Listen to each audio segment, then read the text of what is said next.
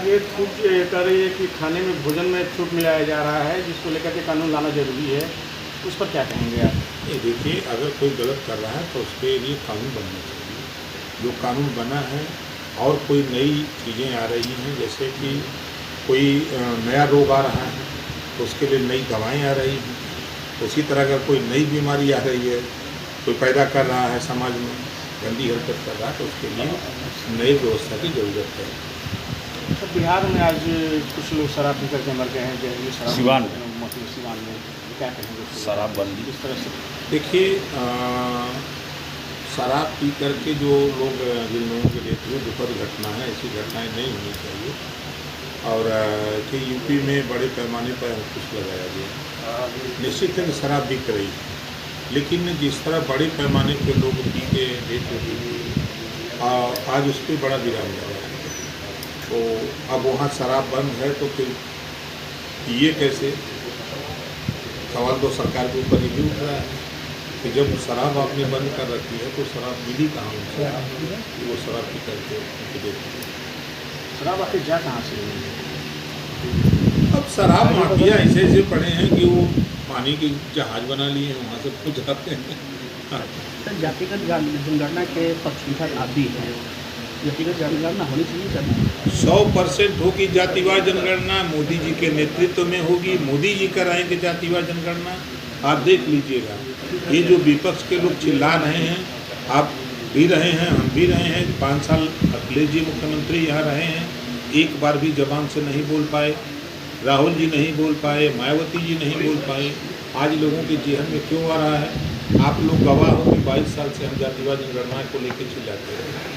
तो मैं फिर कह रहा हूँ कि जातिवार जनगणना होगी और एनडीए गठबंधन की सरकार में होगी और मोदी जी के नेतृत्व में। सर, मुसलमानों की भी जाति की जनगणना कराएंगे ना सर? बिल्कुल भाई, फिर वही बात।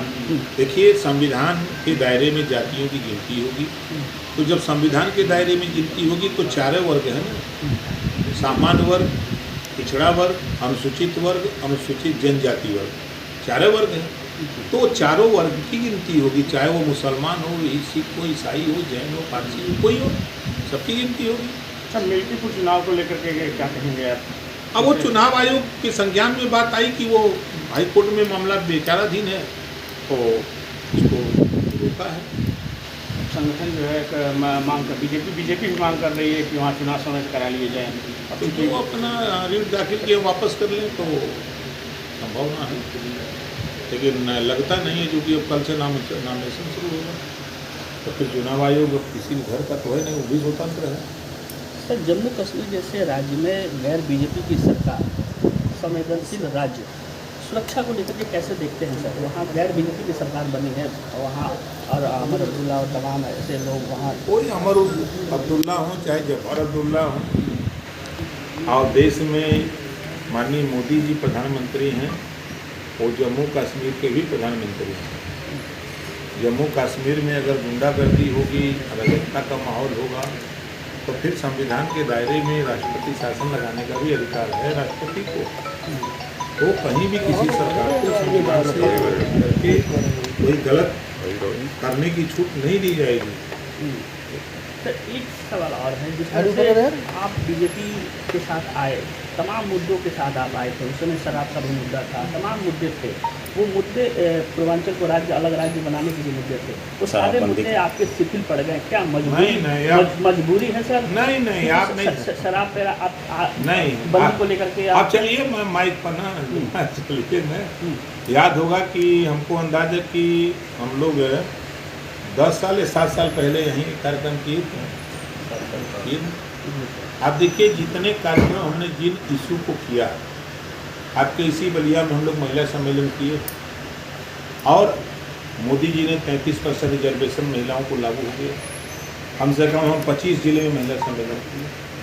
अब जो अधिकार लागू हुआ है 33%, उसके लिए उनको जागरूक करने जा रहे हैं कि भाई 33% रिजर्वेशन विधानसभा में, लोकसभा में 1/3 आपको मिलने जा रहा है, तो आप उसके लिए जो हमारे बहुएं हैं, बहनें हैं, जो राजनीति में वो आवें और राजनीति में आगे बढ़ के हिस्सा लें, तो उनको कैसे जागरूक करेंगे? जो केंद्र और प्रदेश सरकार की योजनाएं हैं, उनको कैसी जानकारी होगी?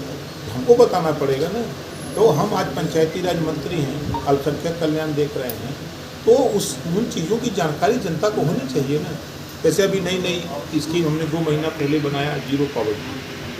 हर गांव से 25 ऐसे परिवार चयन करेंगे, उनको सारी सुविधा जो भी केंद्र और प्रदेश सरकार से अब तक की योजनाएं बनी उसको नहीं मिली, सारी योजना उसको दे करके हम उसको विकास की मुख्य धारा में ले आने का प्रयास करेंगे।